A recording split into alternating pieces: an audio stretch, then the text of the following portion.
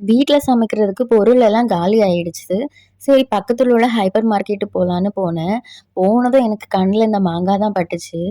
அப்படியே என் husband carrot எடுத்திருந்தாங்க. பக்கத்துல முட்டைகோஸும் இருந்தது.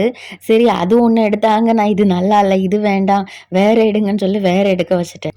நெக்ஸ்ட்டு வந்து பீட்ரூட் எடுக்கலான்னு பீட்ரூட் எடுக்க போனேன். போன வாட்டி பீட்ரூட் ரொம்ப கம்மியா இருந்துச்சு. இந்த வாட்டி கொஞ்சம் விலையா தான் இருந்தது. பக்கத்துல பார்த்தா, ஆஹா! நமக்கு புடிச்ச மரிச்சினி கிழங்கு இருக்குது. இது கன்னியாகுமரி ஸ்பெஷல்ன்னு சொல்லுவோம். இதுதான் நாங்க எங்க ஊர்ல அடிக்கடி சாப்பிடுவோம். பக்கத்துல இன்னொரு கிழங்கும் இருந்தது. இது என்ன கிழங்குனே தெரியல. தெரிஞ்சா எனக்கு கமெண்ட்ல சொல்லுங்க. எனக்கு ரொம்ப புடிச்ச வாட்டர் மெலன். ரொம்ப வெயிட்டா இருந்தது. நல்லா பெருசா இருந்தது.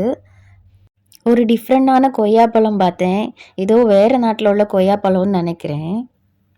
வெஜிடபிள்ஸ் எல்லாம் வாங்கிட்டு அப்படியே ஃபிஷ் வாங்க வந்துட்டோம். ஃபிஷ் எல்லாம் நல்லா ஃப்ரெஷ்ஷா தான் இருந்தது. ப்ரான்லாம் அப்போ புடிச்சிட்டு வந்த உயிரோட இருந்த மாதிரியே இருந்தது. நான் என்ன ஃபிஷ் வாங்கியிருப்பேன்னு எனக்கு கமெண்ட்ல சொல்லுங்க. அப்புறம் இந்த நட்ஸ் ஐட்டம்லாம் இருக்கக்கூடிய இடத்துக்கு வந்தாச்சு. இங்க கொஞ்சமா அவல் வாங்க வேண்டியது இருந்தது. அவல் வாங்கிட்டேன். வேற எங்க பெருசா வாங்குறதுக்கு எதுவுமே இல்ல. நான் பக்கத்துல இருந்து அரிசிக்குள்ள கைய விட்டு விளையாடிட்டே இருந்தேன். என் ஹஸ்பண்ட் சின்ன பிள்ளை மாதிரி விளையாடாத தயவு செய்து வான்னு சொல்லி கூட்டிட்டு வந்துட்டாங்க. சரி வந்ததுக்கு கொஞ்சமாச்சும் சாக்லேட் வாங்கலான்னு பார்த்துட்டு இருந்தேன். ஆனா அந்த செக்ஷன்ல ஆளே வரல. சரி என் ஹஸ்பண்ட் கிளம்புவோம் டைம் ஆச்சுன்னு நாங்க அப்புறம் கிளம்பிட்டோம்.